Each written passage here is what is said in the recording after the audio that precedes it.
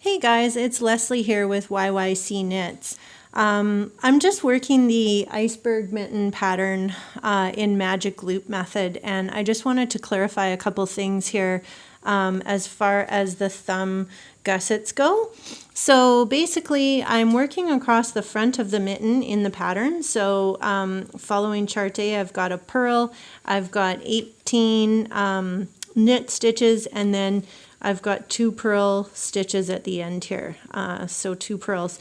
And then what I've done is I've put 5 stitches at the end here on waste yarn because this is going to be my thumb gusset that I'm going to pick up and knit later. So we've already done the backward loop cast on for our thumb, and that's the other thing that I want to clarify is how to do a backward loop cast on. So basically, if I could just show you here after I've done it. So I take my working yarn and I just kind of put my thumb under and twist it around and put it on my needle like that, and then I pull it tight. So basically, if we look at that, it looks like a purl stitch. So I'll slip that off and I'll do that again and show you how to do that backward loop cast on, because it can be tricky. I don't even think about it when I do it. I just kind of do it. But I'm gonna put my thumb under, take my thread like so, and then I'm gonna twist it up and onto my needle and pull it tight. Okay, and then if we look, we can look at how beautiful that is, and it just looks like a purl stitch in the front. So again, we'll slip it off, so if you can see how it lays there on the needle. I mean, there's certainly other ways, I'm sure, of getting it on there, but this is just how I do it, and I don't even think about it. So I'm going to put my thumb under, hold the thread, and twist and put it on. So it's just a backward loop cast on. So hopefully you can figure that one out. Maybe watch some other videos if this one doesn't make sense. I go under the yarn with my thumb, grab it like so, twist it around, and put it on and pull it tight. So we want to just make sure it's tight, and then the next row is a normal row, because every second row we're doing that make one. So in the second row, when you just go ahead and you purl that stitch to lock it in place.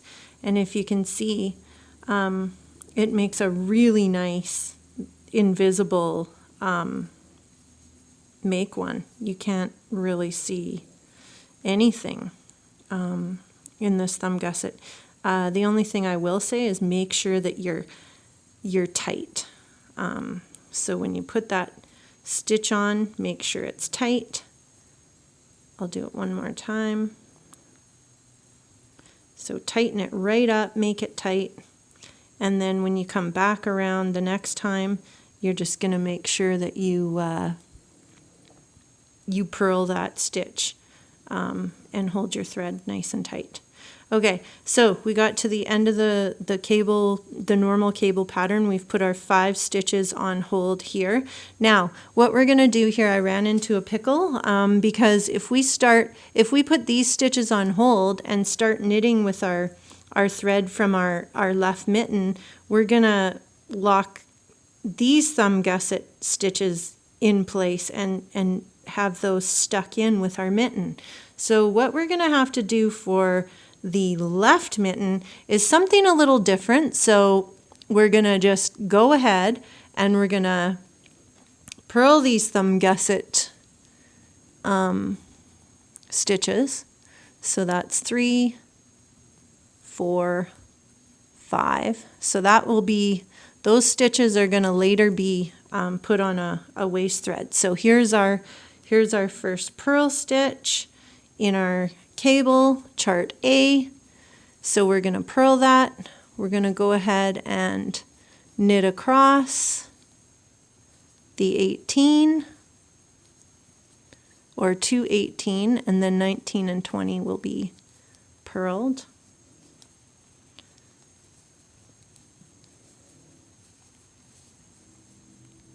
Yeah, so because we're working in magic loop, it's a little tricky here to get to slip those stitches off at the end. So we've got a couple more stitches. The last two are purled. We're going to work across the back of our mitten for this guy. So turn our work. We are now working across the back of the left mitten. So we're going to pull out our needle, slide it in there, keep everything nice and tight. That first stitch you want to hold nice and tight. We're going to work across the back of our mitten.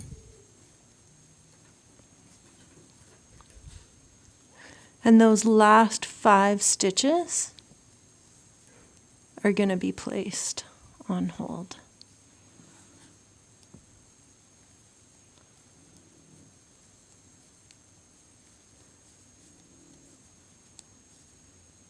So 1, 2, 3, 4, 5. So I've got 3 more to purl. Okay, so this is the back of our mitten. So I've got a waste thread here